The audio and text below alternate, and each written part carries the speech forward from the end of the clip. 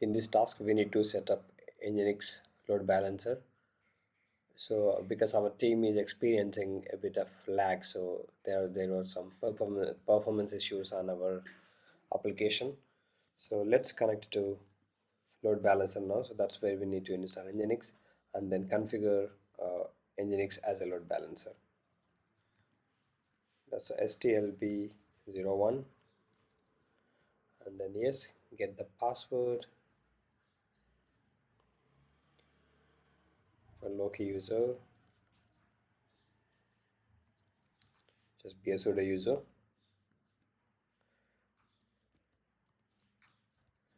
Install NGINX. So this is how it works. So if you click on this static app, so because at the moment it's not working, so once you install NGINX in it, then if you start the service, then you can see some default page over here.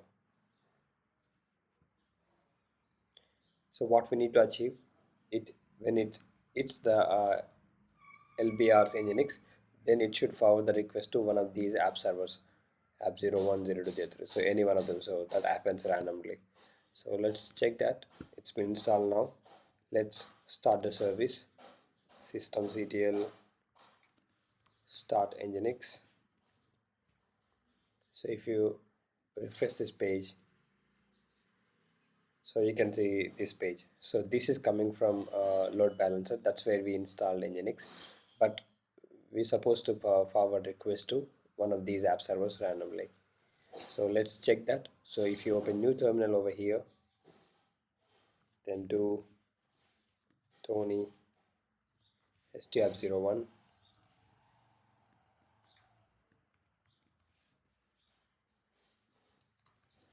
be a sudo user here as well. I think we don't need to be. If you do curl localhost,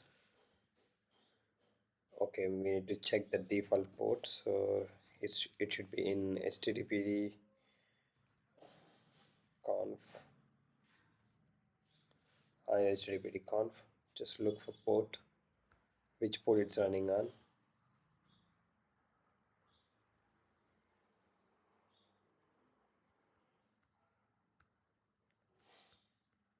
What's the port? Yeah, it's running on 8087.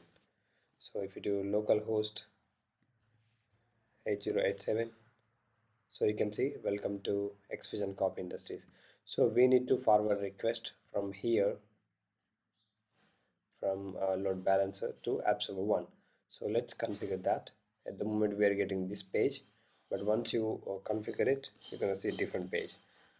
So nginx.conf, and if you look in this http block, so in this block we need to add upstream servers. So if I add over here, let's add them. Okay, what you can do, you need to write the syntax upstream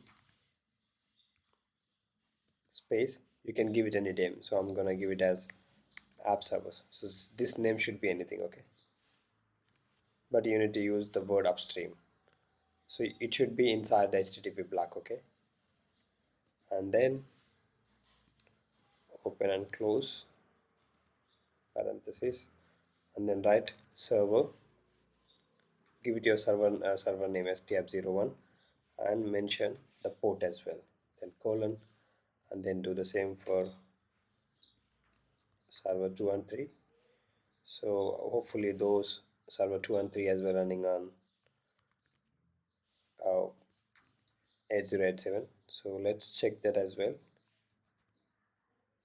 8087, put semicolon at the end, semicolon at the end. So before this, let me save it. Let's check that. str018087 working fine.